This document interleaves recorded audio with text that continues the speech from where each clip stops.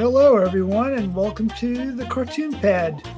We have Marty here with my co-host, Michael Shaw, and we have a really special guest tonight, and we'll be introducing him very soon. First, let me just exchange some pleasantries. How's everyone doing out here? Doing good. Bob, I have an introduction for you. All right, go ahead. So, everyone who's listening now mentally place what I'm going to say in front of what Bob just said.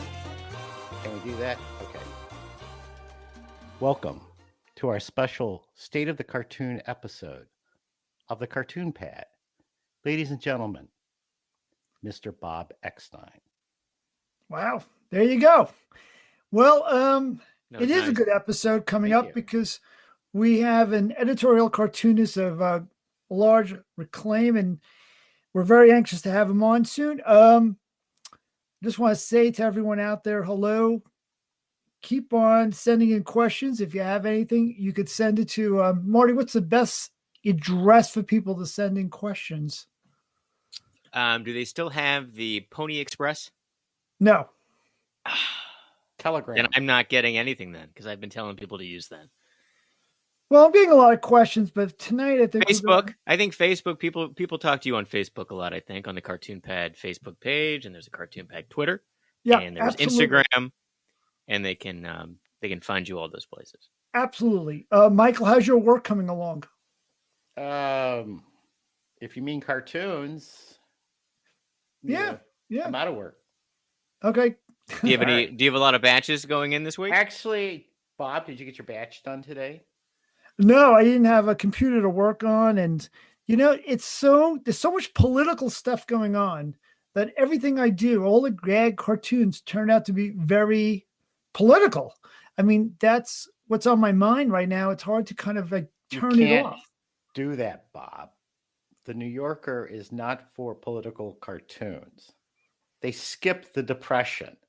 People do not want to be depressed looking at your cartoons. So, well, does it seem that doing political charged cartoons is almost like they're so timely that they have to get accepted like that day? Well, I submit those to the Daily Cartoon, but the Daily Cartoon has not been very political. And the reason why I'm doing them is because I'm up all night long with CNN on in the background, and I'm like, I can't turn it off because I'm getting so much anxiety about what's going to happen and stuff. Bob, turn it off. You should go to bed. You should get your sleep. I know I look like I need sleep too. Well, anyway, we have an expert in the field, so I said we just bring him on right now. And let's do it. Let's interrogate him. It's a press conference, ladies and gentlemen. Bill, thanks for joining us. I know how frantic your day is, so this is really, a nice favor you're doing. And I know people are going to really enjoy hearing what a whole day is like for you. Well, Bob, thanks. It's a pleasure. Thank you for having me on. Let me give everyone an introduction to who this is. This is Bill Bramhall, who has been the editorial cartoonist for the New York Daily News since 2005.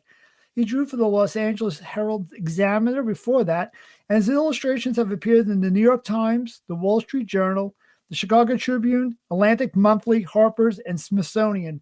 He has won awards from the New York Associated Press Association, the Los Angeles Press Club, Communication Arts and Print Magazine, and other places.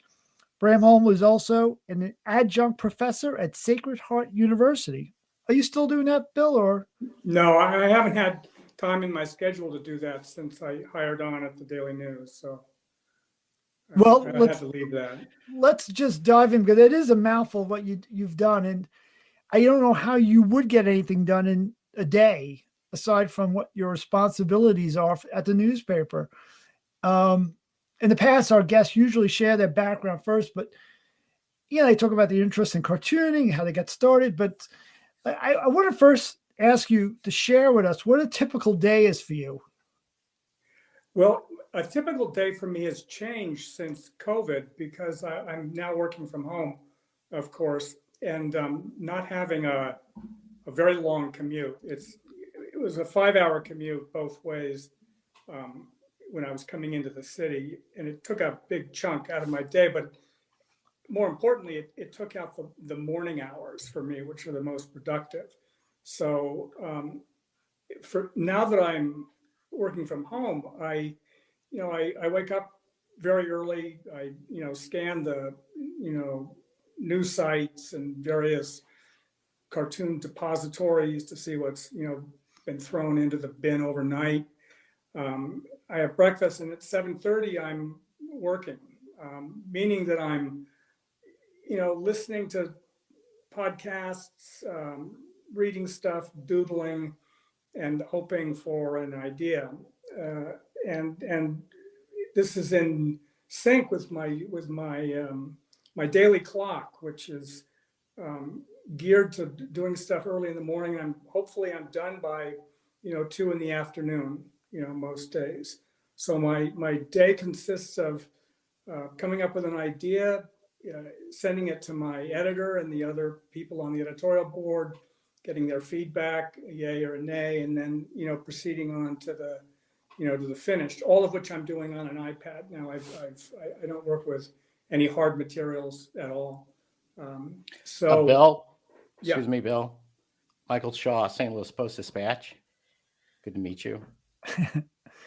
I'd like to thank you for your service to the country and the cause of journalism, and also the thankless task of being associated with Bob Eckstein. It takes a lot of courage, and I just want to offer my appreciation for your sacrifice. I sub for Bob Eckstein at the Daily News when he's unavailable. You mean on a bender? Yeah. Which is always. Bill, you were telling us about your day and how you don't have to commute anymore. It looks like you're in Connecticut from your background. Are you in Connecticut? I am. I could guess. Yeah, it looks like very Connecticut in that background. So that is a big blessing. At what point of the day do you start having contact with any of the editors where they expect you to kind of pitch them any of your ideas? Well, every day, I pitch them an idea as soon as I've got it. I do a sketch, and it varies. Sometimes, the ideas, with me when I'm awake, when I wake up, and that's not typical. Often it takes a bit of, wrangling. And the idea will change depending on what kind of feedback, I get from my editors, who are really smart and have a good sense of humor and know when something isn't working. And, so I'm, I usually start work, I'm sketching and doodling around, 8, 9 o'clock in the morning. And I send it around, before noon, certainly, a sketch, and then I get an okay. And then depending on the complexity of the finished product, there's another hour, 2, or 3 past that. On Friday, I've got to do 2, so the Friday day is a little bit longer. So, Bill, even though our podcast is asynchronous, meaning we don't know when the final person will hear this broadcast, tonight is the State of the Union address. So I'm wondering, is it your task to listen to all that and come up with something tomorrow, since that's going to be top of mind among your readership?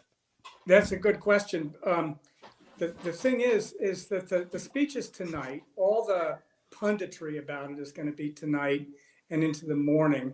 The cartoon that I do tomorrow isn't going to run until the next day. I can post it up onto Twitter tomorrow, but in terms of when it gets published in the Daily News, that's not going to be until Thursday.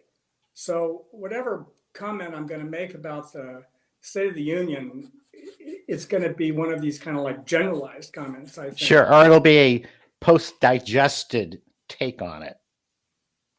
I've done a pre-digestive take on it. That was up on, actually I didn't tweet that one.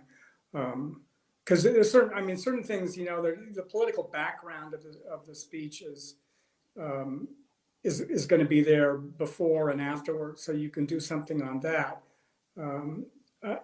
The State of the Union speech, and it's today, tonight's will be different, I think, because of Ukraine and, everything. I'm sensing an FDR-ish moment in history. Yeah. Where Joe's got to like bring it, go big, or just go home. He's got to recapture the narrative. It's hard to predict, Until this, though, I would just as soon watch the highlights of the State of the Union speech, and do something like that, rather than listen to. Because aren't you always trying to just get the loudest soundbite and try to summarize what is that one moment that people are going to know? You mean about the State of the Union in particular? Well, it's in any piece, I would assume. Like, you're always looking for that one of any event. You're looking for that one pivotal moment that you feel was the most important point or the real takeaway. So, like, if I was watching it tonight, and if I had lucky enough to be in your shoes, I would have maybe looked and see what was the takeaway. What was that one thing? But correct me and tell me what you're thinking. How would you pick the one moment? Well, I wouldn't know until I actually saw it. You don't, you don't know. You have to wait. But in your mind, are you judging what would be the takeaway? Kind of sizing all the time. Yeah. It's always the thing about an editorial cartoon is that a timely but kind of ordinary cartoon will do well because it's timely, whereas a more well-crafted one that's 3 days late isn't going to have the same effect. The shelf life on these is very, very short, and it's getting shorter because of the nature of social media and the way they get distributed. Yeah. When I was at the Herald Examiner, I did 5 cartoons a week, and we used to get stuff from syndicates to fill the stuff when I was off. And so an event would happen, and like we got Oliphant's cartoons, we got Jim Boardman's cartoons. He was an editorial cartoonist, back then. Cincinnati fellow, I've met him. He's a terrific. He's a great artist. I was going to point out that you guys are Jim Boardman has one of the best senses of composition of anyone. He's just terrific. So anyway, we get those guys, but by the time we ran them in the paper, they were 3 days or even 4 days after when our viewer was looking at it, when the reader was looking at it, since the event had occurred. But our whole culture was geared to that kind of a lag. Things have accelerated now, so it's like, look at Twitter. It's up in 30 seconds. You've got to get your hot take on it. We've already had over 5,000 tweets over what we're doing, and it hasn't even aired yet. It's amazing. Bill, what you just said reminded me of the most important advice you gave me. When I first came in, I was supposed to sub for you. I was nervous, and you told me the same thing in different words. You said, no one's going to remember what you did yesterday anyway. If you do a bad cartoon or whatever, the next day is a whole new day and no one remembers. And I think you said this because we were in the middle of a scandal. I was constantly getting the paper in trouble. That's something that happens, but with me, it was a daily occurrence. What happened, Bob?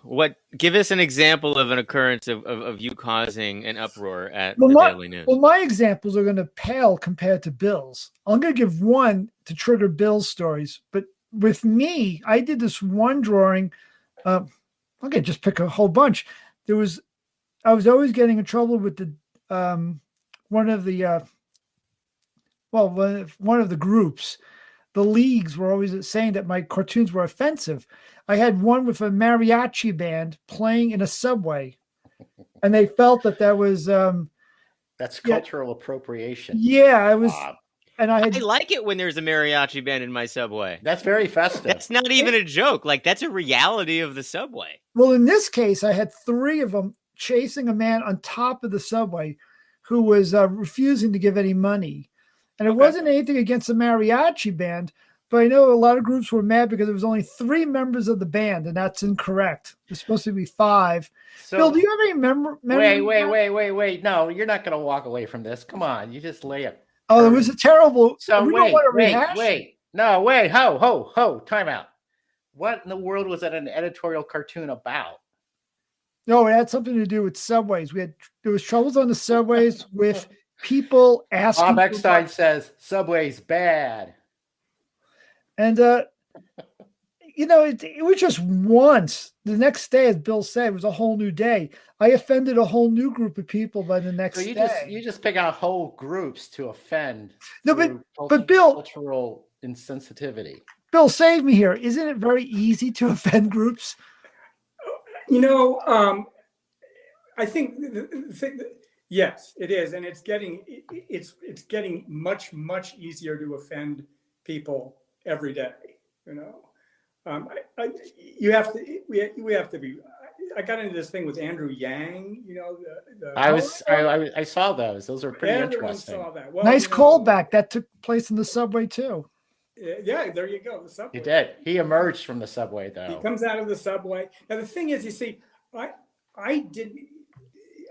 With the joke in the cartoon, for the people who didn't see it, is he's getting out of the subway in Times Square, and and 2 of the people who are operating a little souvenir shop see him coming out, and they say the tourists are back, because Andrew Yang had taken a lot of heat for leaving the city at the beginning of the pandemic, and of having a superficial understanding of the politics of City Hall, and his favorite subway was the Times Square station. I remember that caused a lot of and that's actually kind of unfair because the place where he did live in New York is actually that would have been his, So that was unfortunate. So you were journalistically accurate. You fact checked your cartoon. Wait a second. On this one, wait a minute, I lost my thought on this. Here's what I was going to say. So I did the thing about likening him to, a tourist. I had no conception that that's a racial stereotype, because when I would walk around New York, I would see tourists on the street, try to get around the tourists, but I wasn't aware that tourists were like Asian tourists. That Asian tourists was like, well, they're not all Asian tourists, but there is a group of with the cameras. That is a stereotype. I didn't even think of that. I didn't realize it was a stereotype. Right. It's the bullet you don't see that gets you. Yeah. So you were making the joke that this guy's not a real New Yorker because he's not, he hasn't really been living here and he left. Right. And then instead everyone, Instead I became a missile of white supremacy, So how do you deal with that kind of blowback online? Like it can be very vicious, and it's a lot of, unseen criticism where, it's just random people can say whatever they want to you, and, retweets and hate speech and threats. And how do you get through that kind of stuff and keep doing your job? I ignore it. You ignore it. Exactly. I ignored it. I couldn't do my job if I was, following. It's true, Bill. If you're not pissing someone off, you're not really trying. Well, you don't want to either, though. Bill is not interested in trying to offend anyone. It just happens. No, but you're also not interested in self-editing yourself for the fear that someone somewhere might take it the wrong way, and that you didn't even realize that you pre-edit yourself. Yeah, Michael, but what I want to know is if Bill feels that he shouldn't have to worry about that because he has the editors on the paper who should be his filter, that he should just be as creative as he wants to, and then it's kind of their responsibility to make sure they're watching his back? Or is that not the case, Bill? That's not the way it works. That's not the way it works with me. I know what stuff is going to fly past my editors, and what isn't. And I know when I'm on, and I know when I'm on the edge. When I'm close to the line, I don't routinely skate over that line just to see what's going to happen, because I've been there long enough to know what will happen, and I'm given a lot of rope. Yeah, I would like to say that I just have now familiarized myself with your work. It's very impressive. And I would look at your cartoon for the Bramhall take on the State of the Union address, not the most cogent point that came out of it. I'd want to see what your take on it was, because you have that unique point of view that I think people look forward to. Good point. Yeah. The thing is, what's happened, this has always been the true about political cartoons. But as we've become more, tribalized and polarized and siloed in our political culture, you tend to be sort of beating a drum for your tribe, and I feel more boxed in by that than I do by anything that I think my editors would say. It's become so binary. I mean, I have misgivings about wokeism, the extremes of wokeism. As I hate these words because they've all been weaponized in a way, but it's very hard to do a nuanced cartoon in this environment, because how do you satirize the excesses of wokeism without providing ammo to Tucker and company? Absolutely. That is incredibly accurate. I'm dealing with that exact thing. I run a magazine called Weekly Humorist, and I publish books through an imprint called Humorist Books. And I had a book from an amazingly talented, famous illustrator, and it dealt with, kind of making fun of some of the stuff that's happening with kind of over-the-top wokeism. And the book and the illustrations were amazing. And I had to say, this can't work, because if this book is successful, it will be because this far-right group will embrace it and make it like their, battle cry. Like, someone's going to take this book and they're going to make it theirs. And there's not going to be like that nuanced joke, because it's so extreme. So they're going to take this thing that's a nuanced joke that's trying to be like clever, and they're going to make it this far-right thing that's going to make the other side like really upset and full of, they're going to be using it as a weapon. They're going to weaponize this nuanced joke. And I was like, I can't use this book. And it made me, and it was just like, and I couldn't believe I was saying no to this talented, famous person. And I was like, this climate has turned it into a situation where I can't use this. Because there aren't nuanced Marty, jokes. How many copies are we talking about? How many copies could we sell? Yeah. We could sell a ton of these books, but it would be to all these horrible people. Horrible people need to read. I know. And it's like, if I was successful with it, it was like, I would just be associated with that, And I was just like, I can't do it. I don't want to.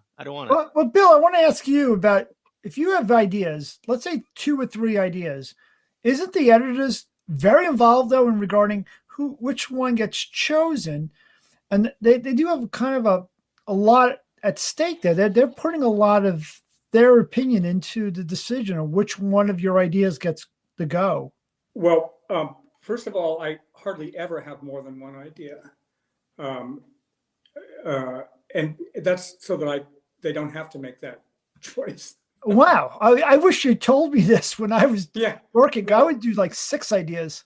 Yeah, you see, initially when you hired on, that's what I had to do initially too. Okay. Give them 5 or 6 ideas, and they'll pick one. But I'm out of that. That was like probation. But your ideas have gone better and better. I mean, I've been watching you over the years, and your work is just getting stronger. What happens though when you have 0 ideas? Like what? It happens. One day, you have writer's block. It's afternoon. It's 1 o'clock. You're walking around the street, and you still don't have anything. It happens. What I try to do during the week, I try to like put down weak ideas. I just write them down, because they're backup. If worse comes to worse and you have no idea, you'll do something about the price of bread, or some weak tea kind of cartoon that at least fills the space. But even if you've exhausted your strategic reserve of weak ideas, then I call up or I email my editor and I say, I'm stuck. What do you got? And don't you have any in the can, like a pantry? Don't you have a pantry full of like evergreen concepts that you can just heat one up real fast? And yeah, they're pretty. They're like all evergreens, Well, I could see that a lot of your recent work wouldn't fit into the category of being an evergreen. They're pretty much on the nose of what's going on in the last 24 or 48 hours. I try to. It's as I say, they don't have a shelf life, and I unlike a lot of political cartoonists, I don't have a real I don't have an ideology, I guess. I sort of have a open field, vision in terms of who my targets are. I'm vaguely liberal with the emphasis on vague, as I've gotten older.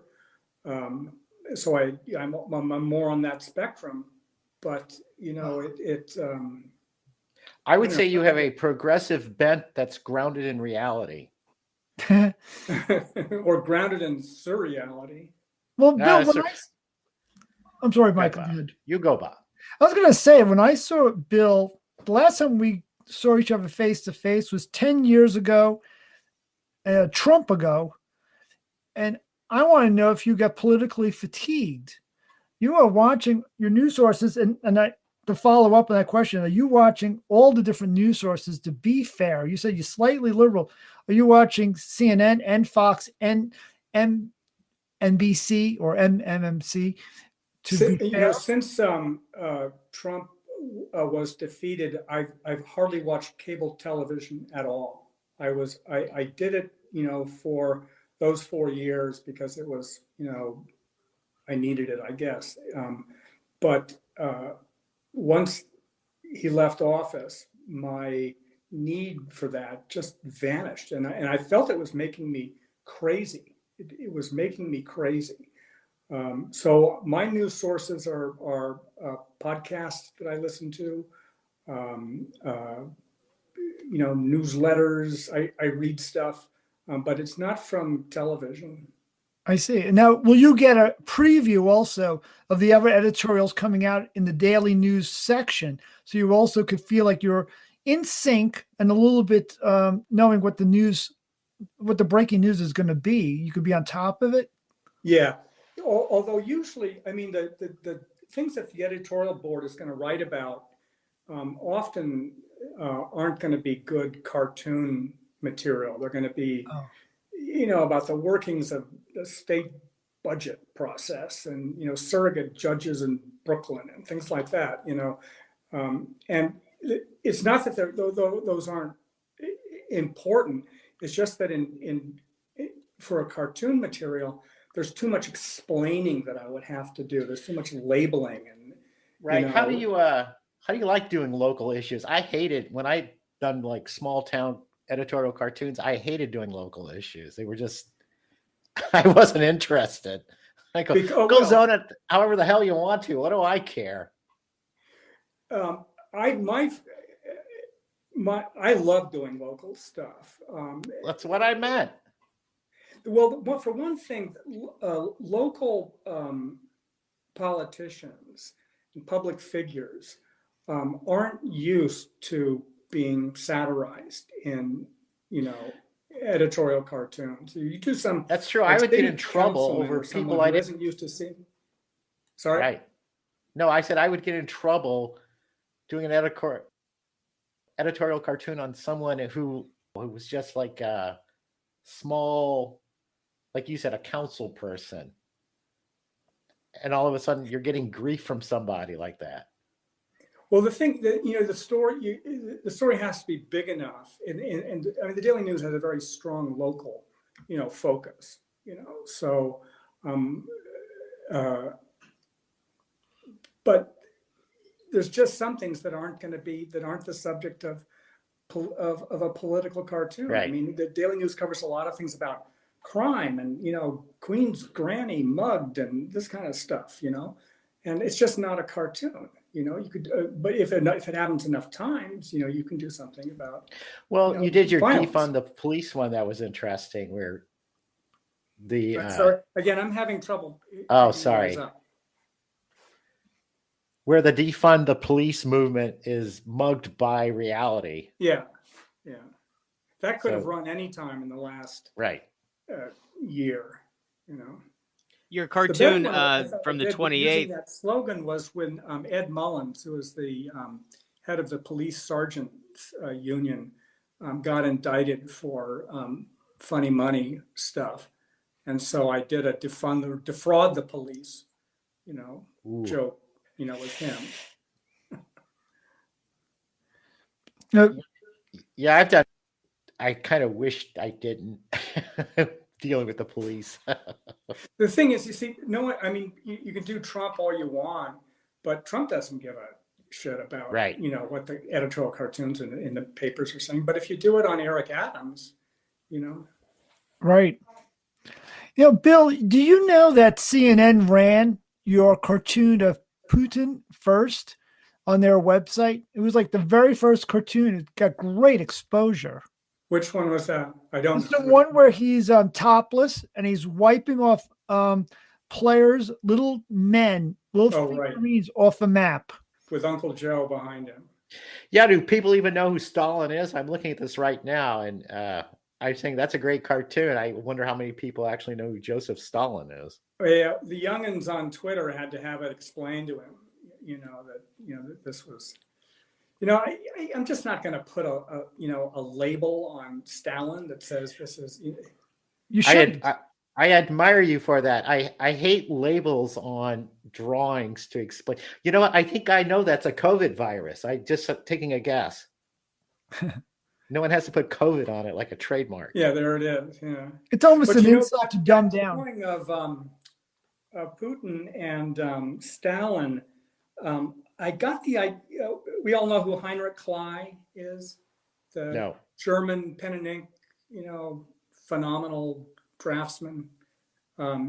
Did a cartoon back in the 1920s of Napoleon sitting on a drum and looking at a map of a battlefield, and there's this figure of Death behind him, and Death is directing Napoleon which kings to depose next, and so that idea was with me when I did the Stalin. And I wasn't the only cartoonist to call, Putin, Stalin. I would call this cartoon very Europeanish, which I like because I think there's a European style of editorial cartooning that's very sparse but impactful. Yeah.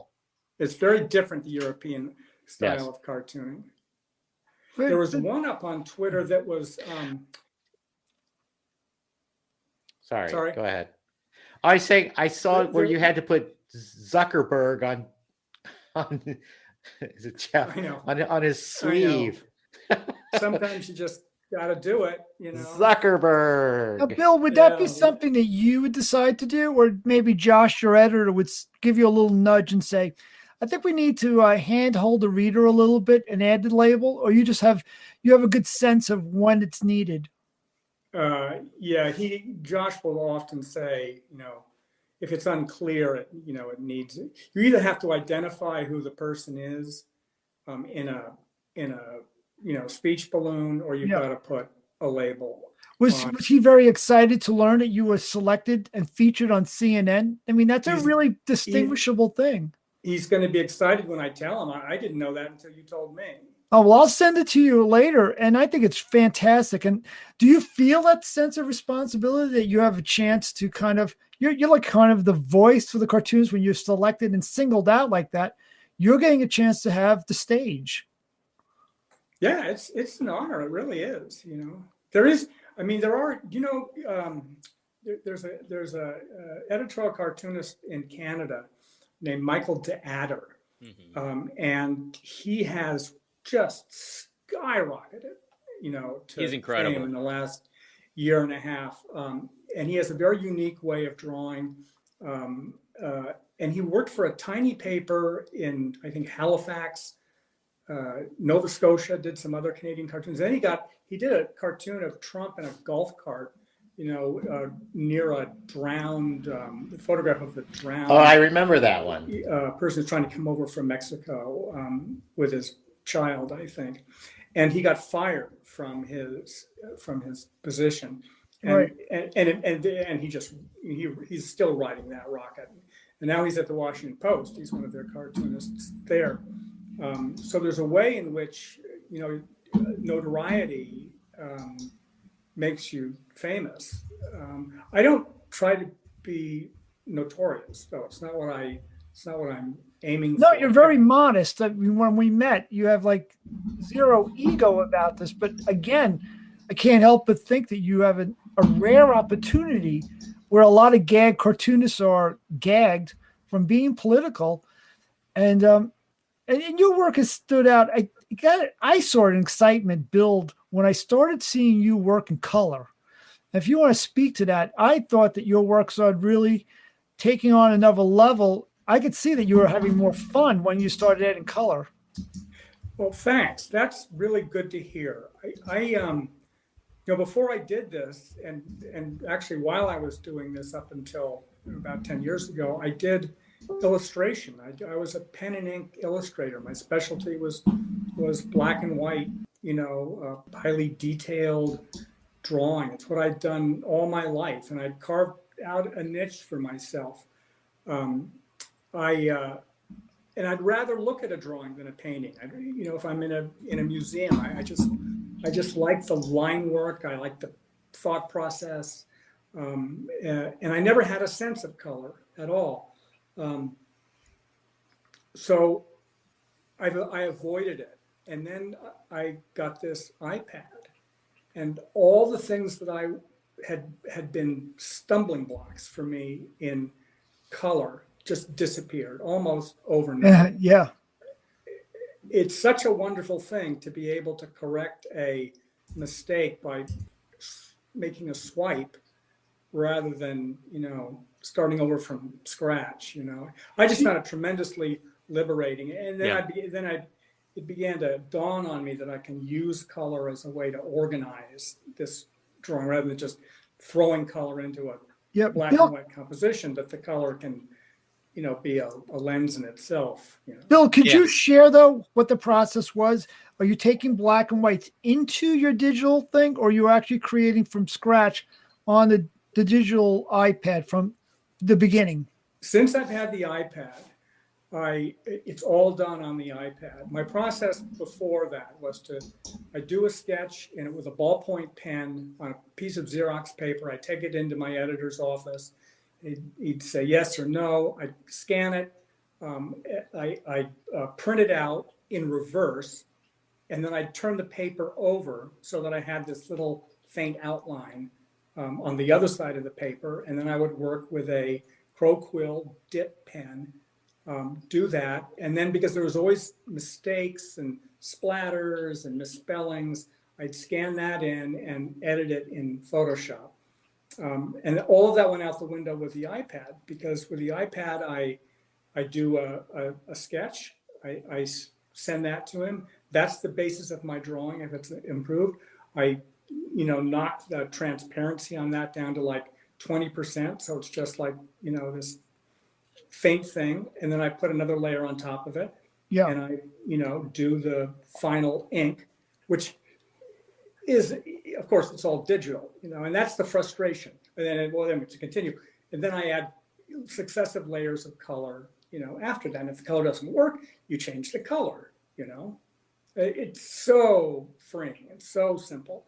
The only problem is with an iPad, it doesn't feel like it doesn't feel like paper. I don't have that tactile sense, Right. I could press like a Crow Quill pen into the paper, and it would like pick up a glob of the paper, and I use that as a brush, and it had this tactile quality that just isn't there. But Bill, you could change the tips of your pen. They come now in different textures to kind of give you a little bit of the invitation that you're roughing on the paper and you're feeling a little bit of grain. Did you know that? I didn't know that. Where is that like? Is it like Apple tips?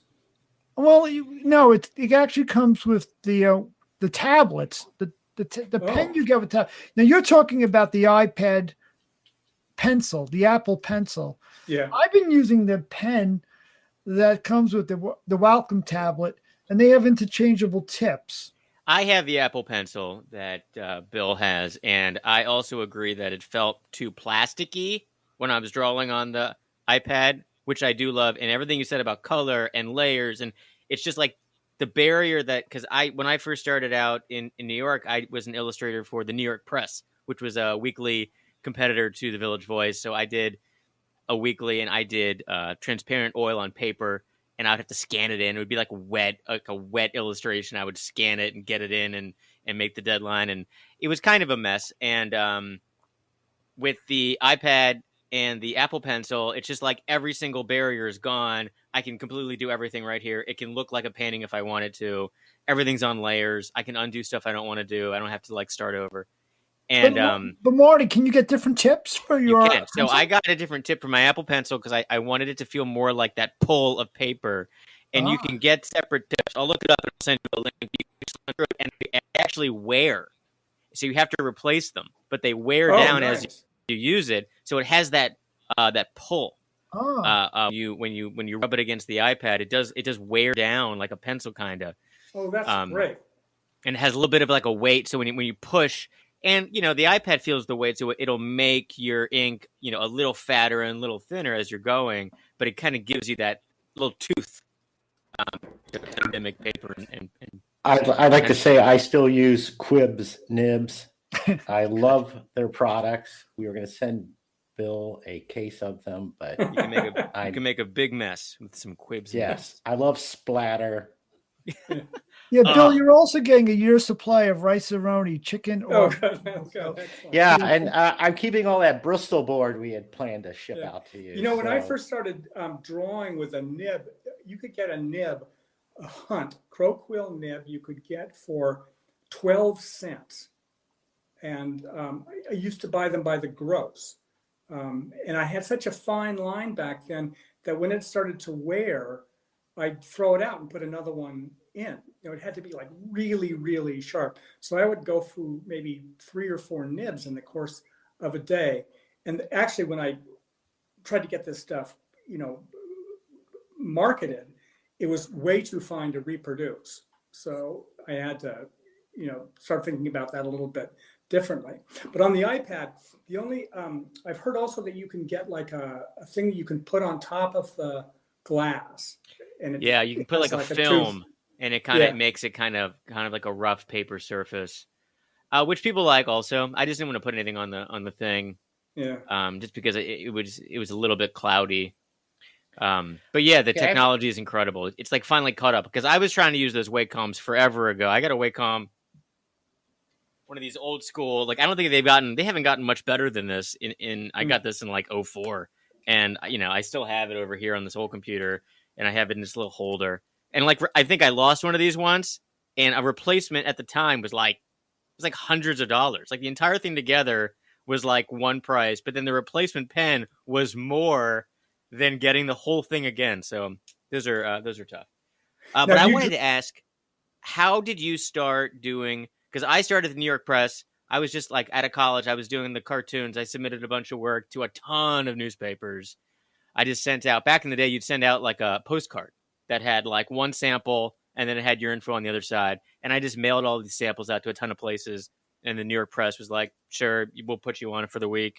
And it was tough to do the deadline. I mean, I can't imagine doing as many cartoons as you and coming up with clever ideas and then executing them on this like timetable schedule with these deadlines. Like I was doing a week, and I was like, I can't make this deadline.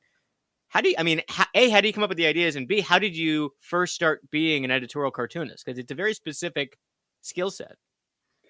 In terms of the deadlines, they give a shape to my day. It's just built in. It's like actors go on stage every night, and I do this every day. And I cut myself some slack. They're not all going to be, it's like baseball. Sometimes you strike out. Sometimes you get on with a bunt. Sometimes you hit a home run, and it's you get another shot. You strike out one day. That's what I was saying to Bob. Next day is another day. And it's, in fact, and the ephemeral nature of these cartoons, I forget them when they're done. If you asked me the cartoons that I did last week, I couldn't tell you. I'd have to like look at them and say, oh, I did this one, you know, pre-Alzheimer's I am, maybe. No, you're like a goldfish. You're a goldfish. In terms of how I got, yeah, right, yeah. Hey, a castle. How I got into it, I was a commercial artist. I had done a lot, commercial artist with a editorial artist style. So, ad agencies that wanted that particular look gave me advertising, work.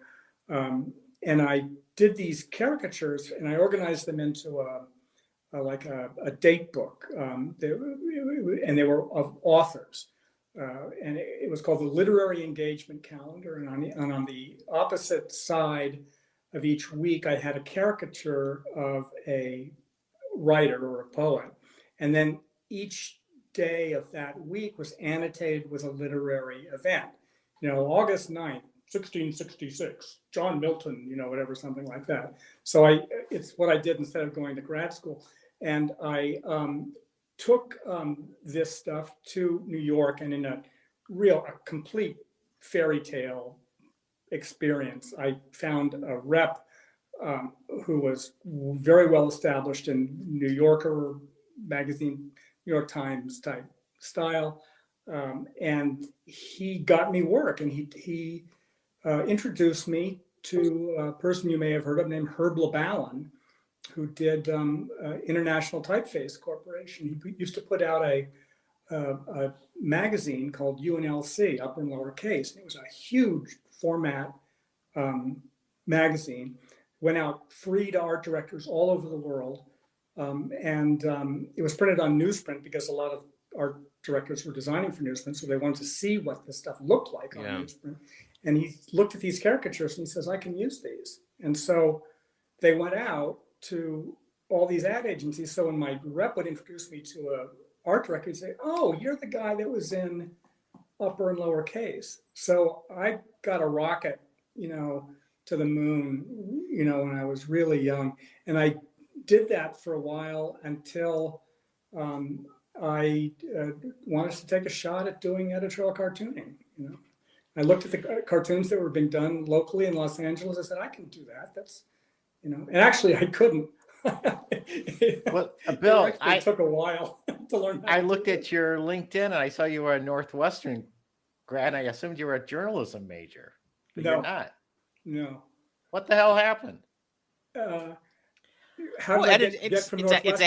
a long way to go, but you pretty much ended up in journalism anyway. Yeah, it's weird, but Northwestern's a great J school. I was just wondering if you had any attraction to it back then, or were on, did anything for the newspaper. I can't hear you. Bob will ask the question. Ask the question, Bob. No, Mike, we heard you say it there. Just speak a little louder. No. Okay. It's your. Did you work at my hearing. Did you work at the Northwestern newspaper at all? No, I didn't do any. I majored when I was at Northwestern. I majored in something called oral interpretation, which is the study of literature through oral performance. I thought I wanted to be an actor, and they had a school of speech there, well-known school of speech, and oral interpretation was sort of a merging of the theater school with the English department. So the emphasis was on sort of doing these criticisms of texts and learning a little bit about, literary history and literary theory, but you would actually also perform them. And this was a great way to get through 4 years of college, but it wasn't a career path. Did anybody graduate with you that did go on to become a famous actor? Did you have a class of any other people that kept going? And yeah, let me see now. Shelley Long, my wife and I met at Northwestern, and she was a classmate of Shelley Long's there. Jim Keach, who, I don't know if you know him, he was like, Stacy Keach. Who else did we know? Shelley Long, that's great. Yeah. Yeah, that's all you need. Yeah. Shelley Long counts. I could picture her orating. Yeah, that's probably how she got Cheers. She just bounced right over from from doing that. What was your favorite? Did you do plays and stuff there too? Yeah, not so much. I a few, but not much. My brother is an actor, and I think part of this was some sort of Oedipal struggle or something like that. Are you a Midwestern by birth? No, I'm a Californian by birth. How'd you get to Northwestern then? I didn't get into Harvard. You just did not want to be warm. You were just anywhere I can go to college that's not sunny is where I want to go. Northwestern is not chopped liver, though, my friend. No, it was. I wouldn't possibly get into Northwestern now. But that's true about everybody that I knew who was there. All felt that way. It's also very tough. I feel like it's the whole world has changed how it comes out for people in art school also. Like it used to be, just like how you were in that lookbook is how it was when I was at Syracuse for art.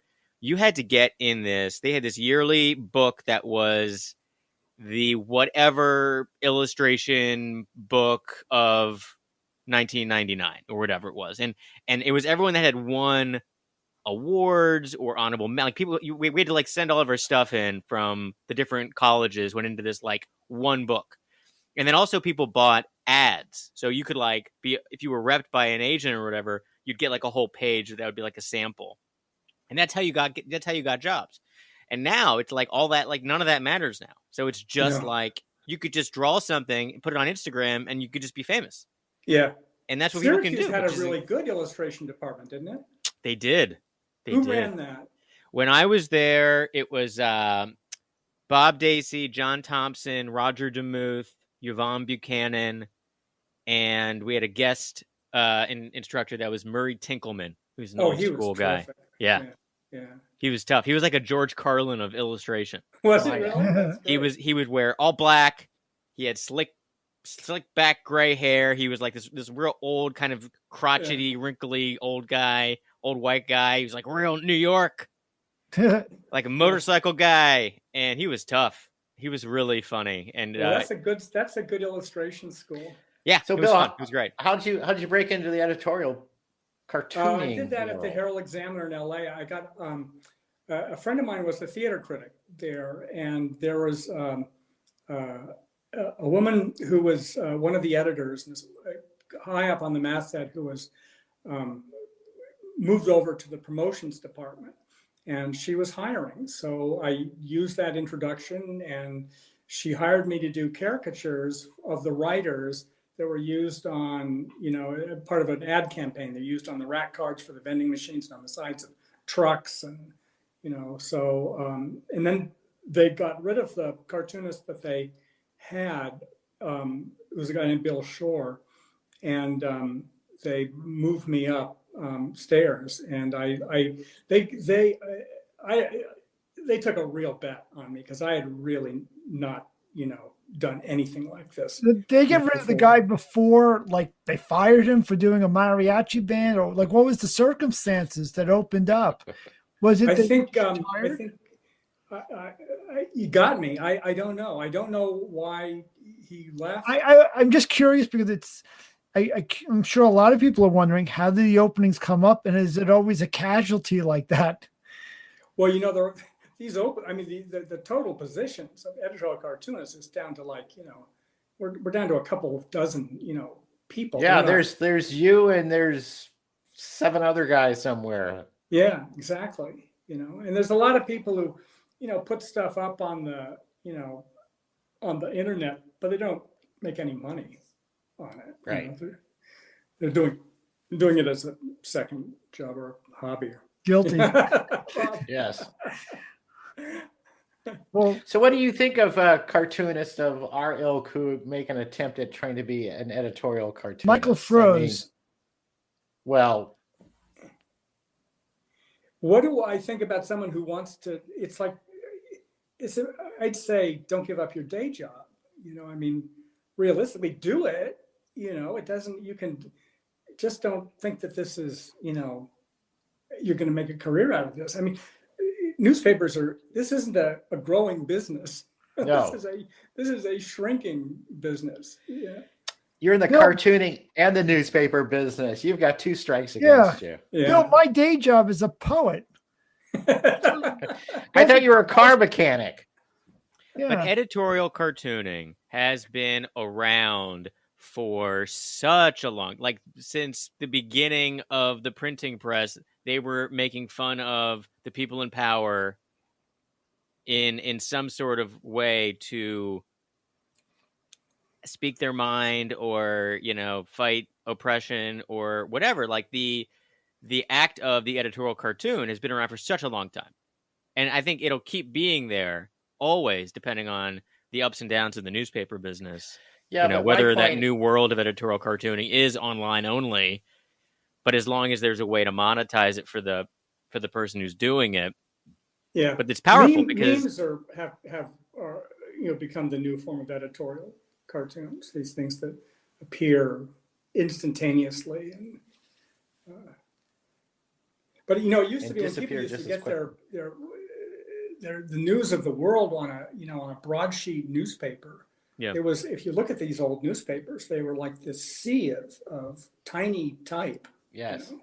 Yeah. I used to study the journals given out in squares in the Middle Ages, and that's an early form of political commentary. But I mean, we can't suggest that a TikTok video is the same thing either. I mean, it is gone. We're talking about the art form of actually doing the drawings. And Bill, where do you see the future? Do you think that you're gonna? I don't know. What form is it going to take? Do you think? I think that I think it will take the form of TikTok. Whatever the next format is, it's going to move. It's going to move in that direction. There's always a need for satire, and there's always a lot of people who can do satire, drawn satire. It's very hard to predict in what direction it will go. It's generational too.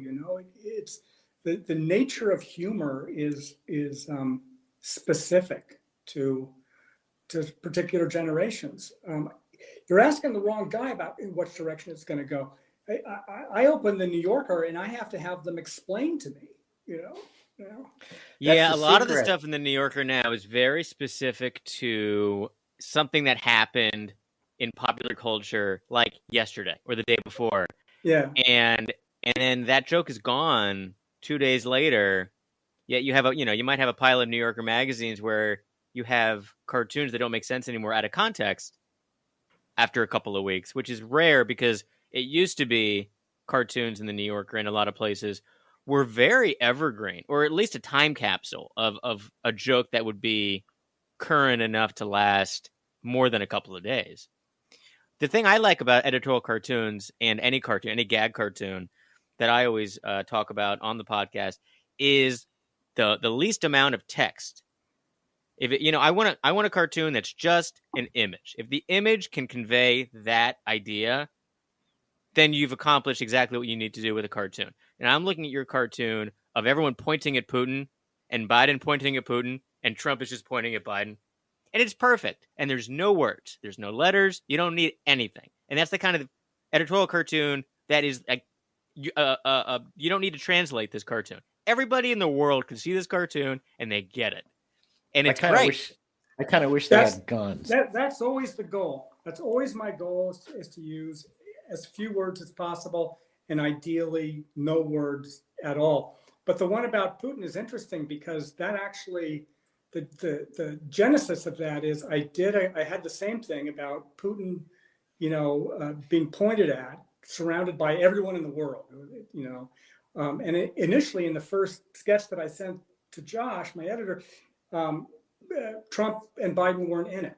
Instead, I had written I wrote, it was like State of the Union. Everyone was unified and it didn't work because the State of the Union is an American political address. And I'm trying to say this is everyone in the world. And so Josh said, this doesn't work, but it might work if you do it this way.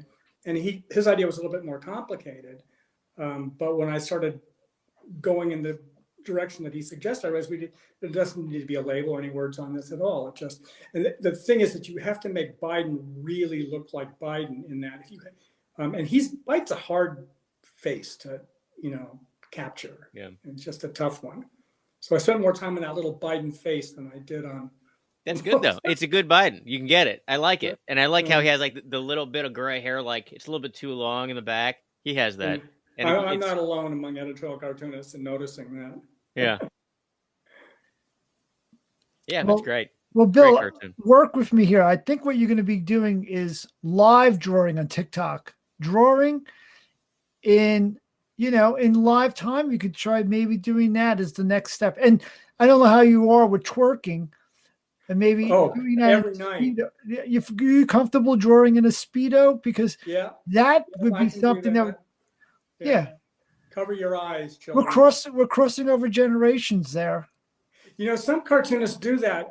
And I don't know how you Telnace, I don't know how you pronounce her last name, is one of the cartoonists at the Washington Post. Yeah. And she does animations of her.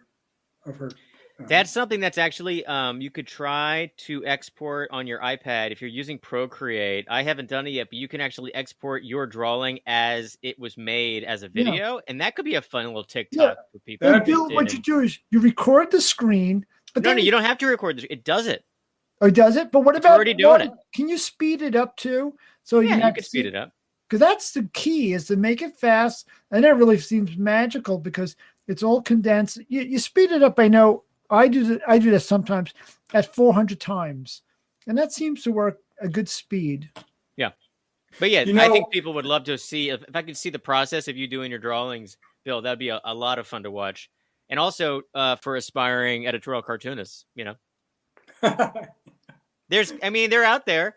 There's kids out there that want to do the stuff that there's little groups that always will want to do the stuff that's been consistently happening for a long, long time. Like there's been editorial cartoonists for a very long time. Like they used to, they'd be mocking the kings and whatnot, and they would get beheaded in probably the square. And but then we got the free speech, and then there was less executions of artists, I'm sure. You jumped ahead pretty far there. Okay. Well, there's a gap. Well, but I mean, people do this. I think that people want to be editorial cartoonists. The dead cartoonists make room for the new ones. Never. Oh, okay. Bill, what is in the future for you? What do you have anything that you'd like to do on the side that you are waiting for a rainy day? I'd like to learn how to play the piano. Wow. On TikTok? Not on TikTok. I will get to that level.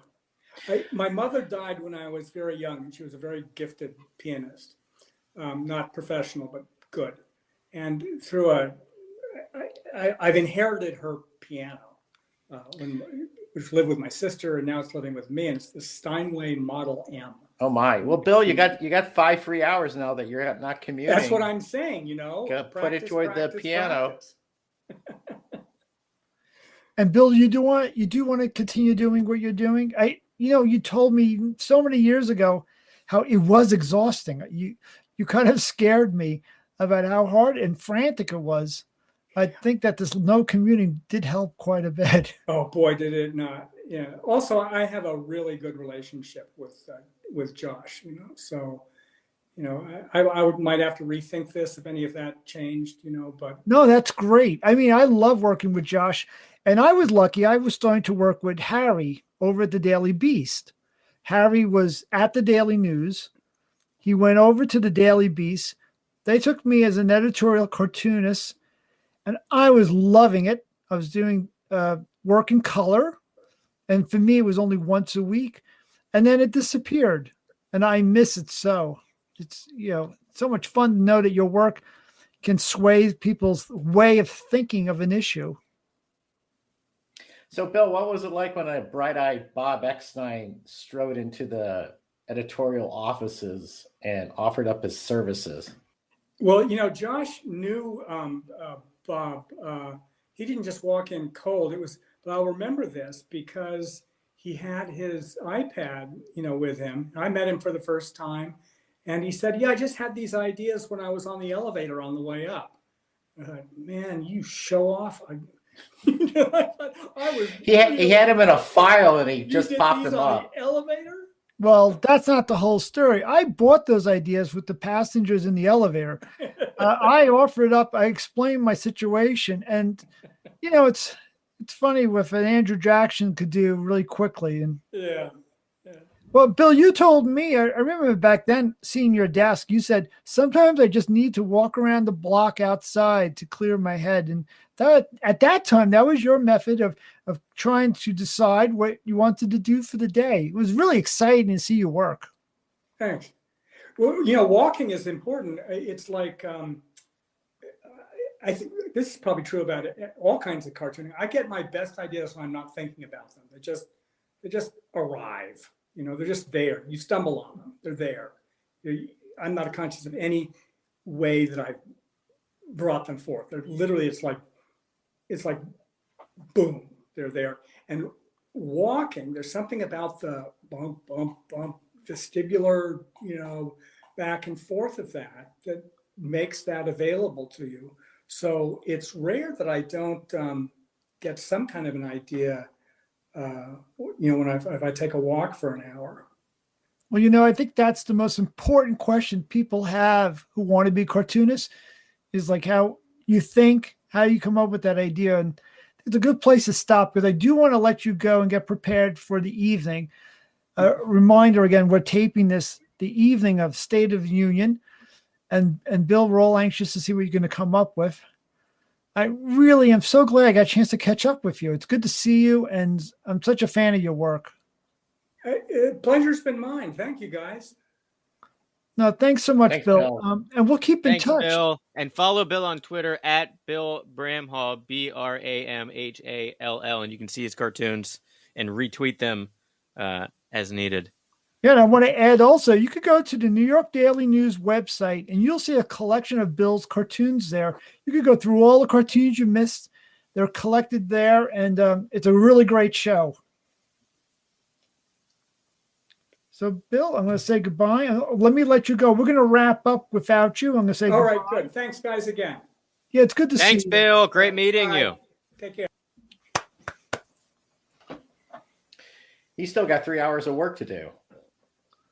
That was great, guys. Very good interview with Bill, and he was really an interesting guy to talk to. I grew up reading the Baltimore Sun editorial cartoons, and I used to draw for my high school newspaper, and I actually started drawing cartoons in my elementary school newsletter. It was the first time I did a cartoon, and I got in trouble because I was making fun of people of authority.